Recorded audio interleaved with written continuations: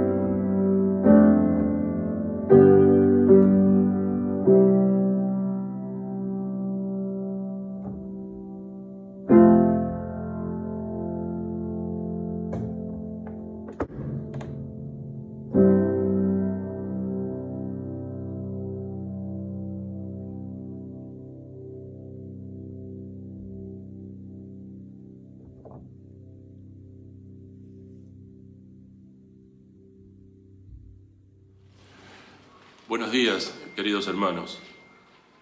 Esta oportunidad de estar juntos me da mucha alegría y me propongo esta mañana ayudarlos a reflexionar sobre el Señor Jesús de modo de mejorar nuestra adoración y nuestra alabanza. Quiero que ustedes me acompañen en la lectura de un párrafo en el capítulo 24 del Evangelio de Lucas a partir del versículo 13. Lucas 24:13 dice: aquel mismo día, 2 de los discípulos se dirigían a un pueblo llamado Emaús, a unos 11 kilómetros de Jerusalén. Iban hablando de todo lo que había pasado. Mientras conversaban y discutían, Jesús mismo se acercó y comenzó a caminar con ellos. Pero aunque lo veían, algo les impedía darse cuenta de quién era. Guarden esta expresión última. Pero aunque lo veían, algo les impedía darse cuenta de quién era.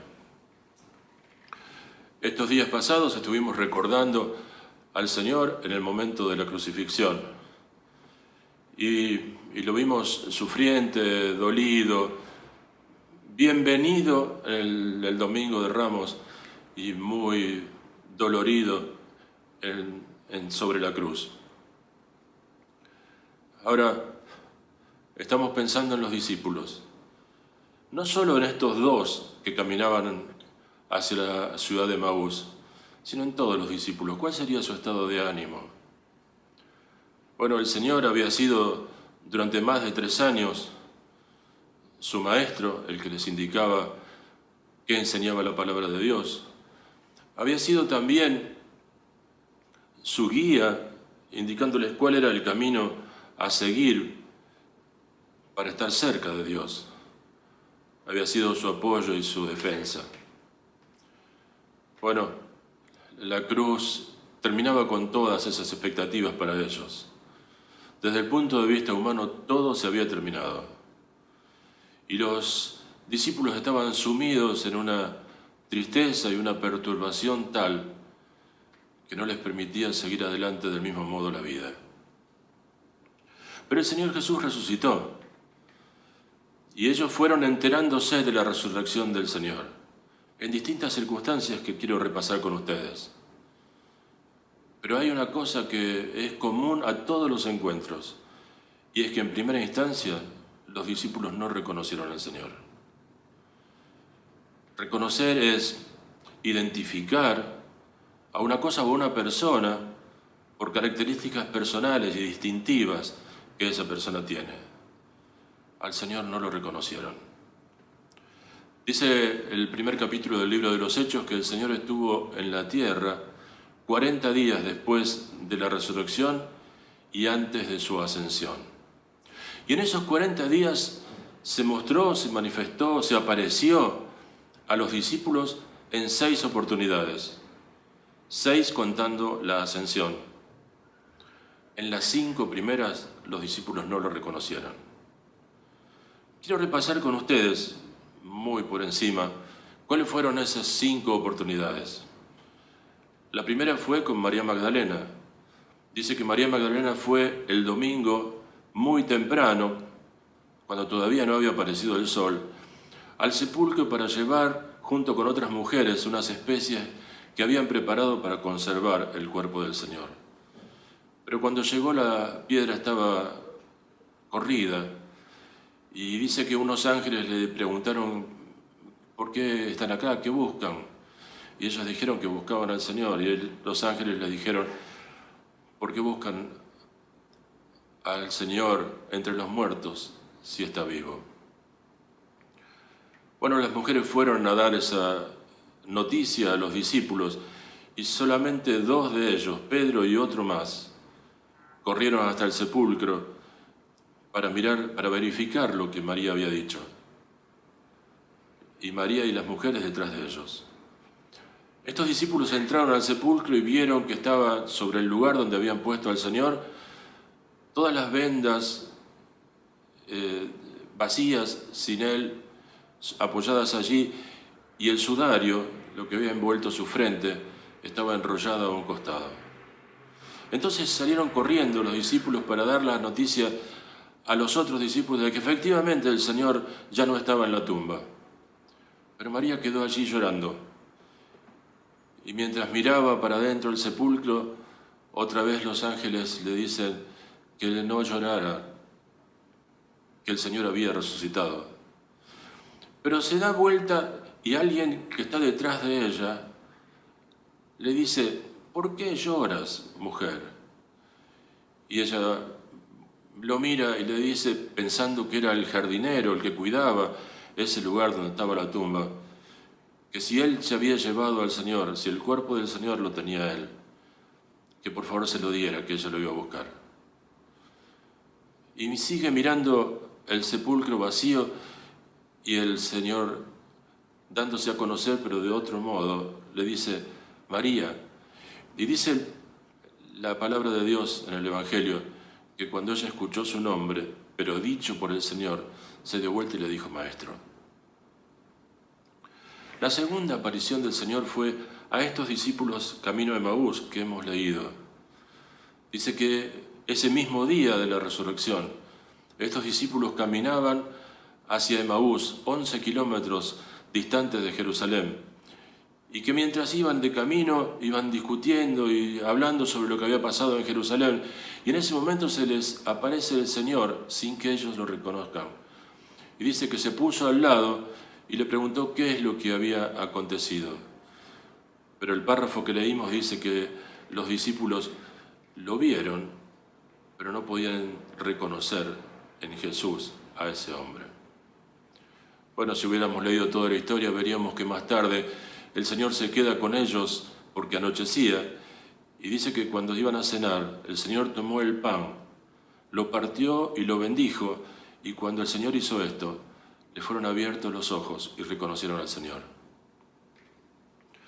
El tercer encuentro también ocurrió ese mismo día de resurrección, pero por la noche. Estaban los 11 discípulos dentro de una habitación cerrada con 4 llaves. Y dice que el Señor se apareció delante de ellos.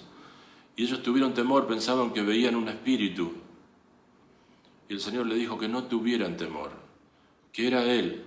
Y les mostró las marcas de sus heridas en las manos y en el cuerpo. Y ellos creyeron. La cuarta aparición fue a la semana siguiente. 8 días después, el Señor se presenta otra vez en el mismo lugar. Pero esta vez estaba Tomás entre los discípulos y ya eran 12. Y cuenta la palabra de Dios que Tomás era incrédulo, que no podía creer en el Señor si no tocaba su cuerpo. Y el Señor le permitió hacerlo, dice que le mostró las heridas de sus manos y le permitió poner su mano en su costado herido. En el momento, al instante, Tomás creyó que era el Señor. La quinta aparición, ya la comentamos hace unos días, fue cuando el Señor se apareció a los discípulos que estaban pescando. Dice que el Señor fue muy de mañana a la orilla del mar de Galilea, 100 kilómetros al norte de Jerusalén, y que estaba allí asando un pez. Cuando llegaban de vuelta de la pesca de la noche, todos los discípulos. Y dice que les habló desde la costa y le preguntó si habían pescado. Y ellos le contestaron que no habían pescado nada, sin saber quién era la persona que estaba en la orilla. Entonces el Señor, sin darse a conocer, le dijo: tiren la red a la derecha de la barca. Ellos lo hicieron, y cuando lo hicieron, dice que la red se llenó de peces. Ese fue el momento en que Juan reconoció al Señor, y le dice a Pedro: es el Señor. Y Pedro fue nadando hasta la costa, a donde estaba el Señor, y después juntos desayunaron a un costado, en la orilla del mar de Galilea. En todos los casos, no reconocieron inicialmente al Señor. ¿Pero cómo? ¿Por qué no lo reconocieron? Mire, se da lugar a muchas especulaciones esto, pero conocerlo conocían. Habían estado más de 3 años y medio con el Señor, y lo habían visto al Señor alegre en las bodas de Caná de Galilea. Lo habían visto muy triste, con lágrimas en los ojos y llorando, frente a la tumba de Lázaro. Lo habían visto muy enojado, levantando y volteando las mesas de los cambistas en el templo de Jerusalén. Lo habían visto angustiado, muy dolido, en Getsemaní orando a su Padre. Y lo habían visto en la cruz sufriendo, con el rostro deformado por tanto castigo. ¿Ninguno de esos rostros les ayudó a reconocer al Señor? Parece que no. Sin embargo, en todos los casos terminaron descubriendo que era el Señor. María lo descubrió cuando el Señor la llamó por su nombre. Los discípulos de Emaús lo reconocieron cuando lo vieron partir el pan y bendecirlo, orando por ellos. Los primeros discípulos en el primer encuentro lo reconocieron cuando el Señor les mostró su cuerpo marcado por los clavos y la lanza romana. Cuando estuvo Tomás lo reconoció cuando tocó su cuerpo y vio que no era un espíritu, que era una persona como nosotros, aunque él tenía un cuerpo glorificado. Y finalmente los discípulos, cuando volvían de la pesca fallida, lo reconocieron cuando el Señor los bendijo con una pesca abundante. Dice el Evangelio que tenían 153 peces en sus redes y la red no se rompió. Ahora, ¿qué tiene que ver esto con nosotros?, se preguntarán. Y tiene que ver. Porque del mismo modo que ellos no lo reconocieron, aunque tenían alternativas. Nosotros podíamos pensar, no lo reconocieron porque en el caso de María y aún de los discípulos, en la barca estaba un poco oscuro, recién amanecía. A veces fue la falta de luz. Podríamos pensar en la distancia, los discípulos estaban como a 100 metros de la costa cuando el Señor estaba a la orilla. Podríamos pensar en las lágrimas de María Magdalena que nublaban sus ojos en ese momento. Podríamos pensar en muchas cosas. Sin embargo, en este mismo párrafo, pero yendo un poquito más adelante, en el versículo 25, el Señor les dice a los discípulos que son insensatos, porque les falta conocimiento y también les falta fe. Era difícil la situación, no era nada fácil para ellos asumir esa situación de invalidez en la que habían quedado después de la muerte del Señor. Pero el Señor identifica el problema es la falta de fe. A veces a nosotros nos pasan cosas parecidas. Mire, yo veo que en el mundo, en la vida, la gente se atribuye las buenas cosas que le pasan en la vida a distintas razones. Algunos piensan que las cosas buenas que les pasan son producto de su propia pericia para manejarse en la vida y que su habilidad les permite encarar cada uno de esos problemas y salir airoso. Otros piensan que es producto del destino, que está todo marcado en la vida de cada uno y que ya estaba escrito que esto sería así. Otros piensan en la suerte, piensan que la diosa fortuna los acompaña y que por eso las cosas les van bien.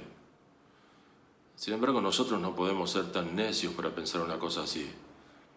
Nosotros sabemos que Dios está en control de todas las cosas y que el Señor está detrás de todas las cosas, las agradables y las desagradables que nos pasan todos los días. Pero nosotros también tenemos la tendencia a pensar en otras cosas y no en la presencia de Dios detrás de las cosas.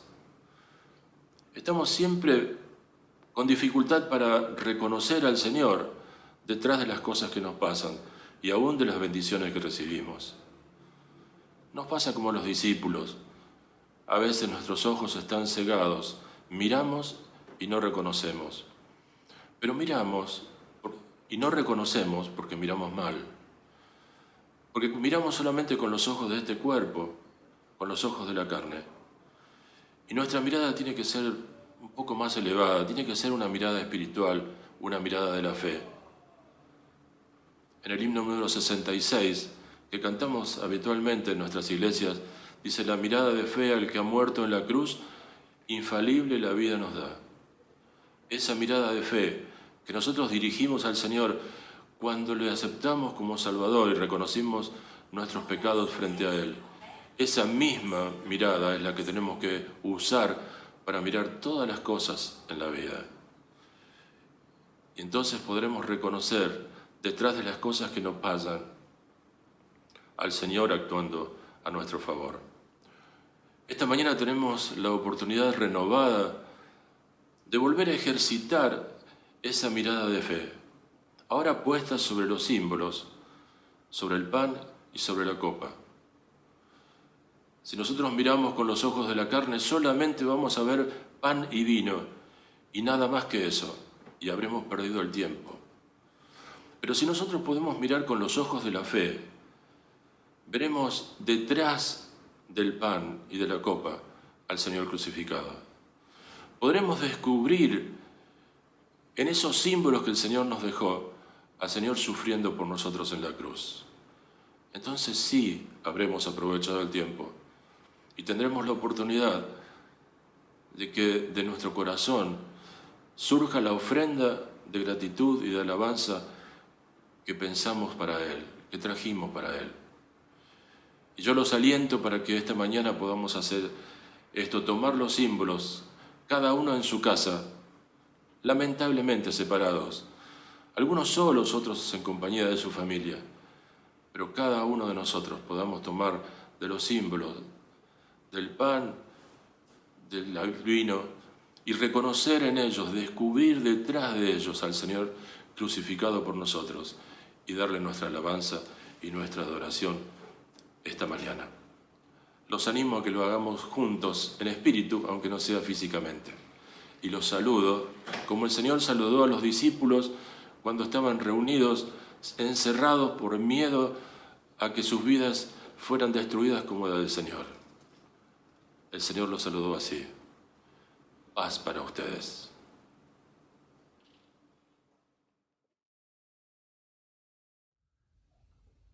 Hemos escuchado de los 5 pasos, los 5 encuentros que dio Jesús con sus discípulos y no le conocían.